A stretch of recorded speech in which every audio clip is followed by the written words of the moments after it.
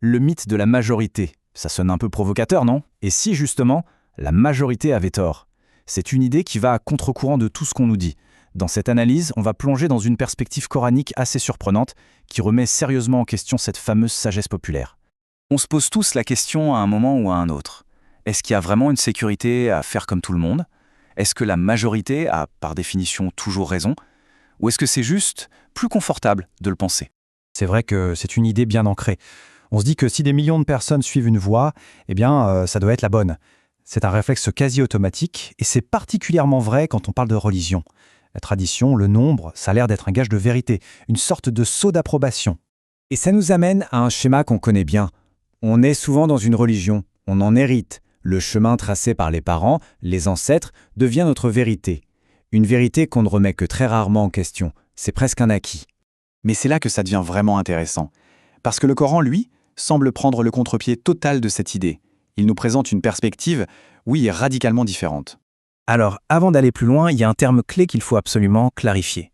C'est le mot « iman ». D'après l'analyse de Khaled Al-Sayed Hassan, il ne faut pas le traduire simplement par croyance. Non, dans ce contexte, ça signifie l'acte d'octroyer la sécurité. Et le verbe qui en découle, yu'minu, signifie « il octroie la sécurité ». C'est une nuance qui change absolument tout pour comprendre ce qui suit.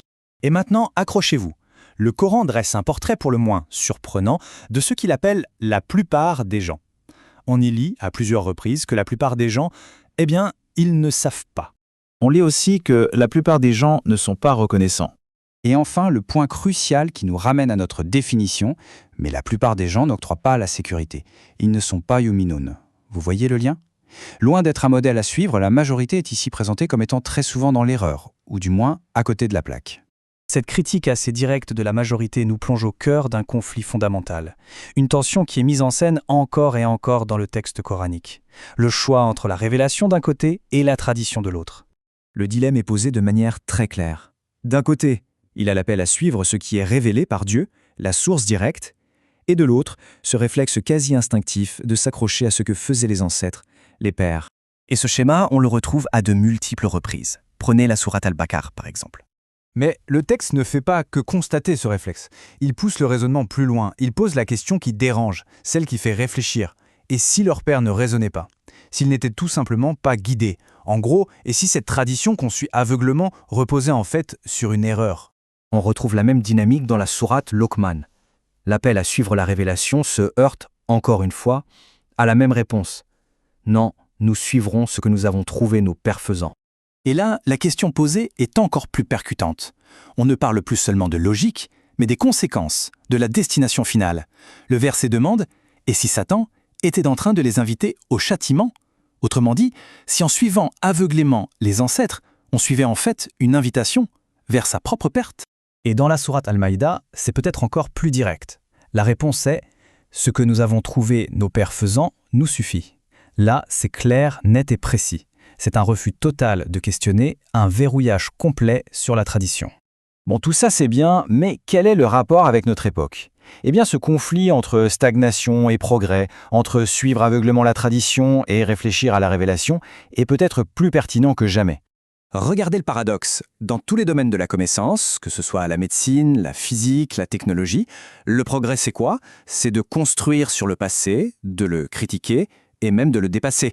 Pourtant, quand il s'agit de la compréhension religieuse, on entend très souvent le discours inverse. Il faudrait revenir en arrière, se conformer à des interprétations d'une époque qui n'est plus la nôtre. C'est quand même curieux, non? Ça fait penser, d'une certaine manière, à ce qu'on a appelé l'âge sombre en Europe. À partir du moment où le dogme a pris le pas sur le questionnement, où il était interdit de remettre en cause les anciennes idées, tout a stagné. Le progrès n'a vraiment repris qu'avec le retour de cette liberté de critiquer les certitudes du passé. Alors, quel est le message ici? L'idée n'est pas de rejeter le texte, loin de là. C'est plutôt de refuser de le laisser se figer dans le temps, de le momifier dans des interprétations passées. C'est un appel à le comprendre et à le faire vivre pour notre propre époque, avec nos propres défis, nos propres connaissances. Finalement, tout se résume peut-être à cette question fondamentale. Qu'est-ce qui nous guide vraiment? Est-ce que c'est une quête, parfois exigeante, de la révélation divine? Ou est-ce que c'est le confort, bien plus rassurant, de l'habitude, du conformisme? La question, bien sûr, reste ouverte à chacun.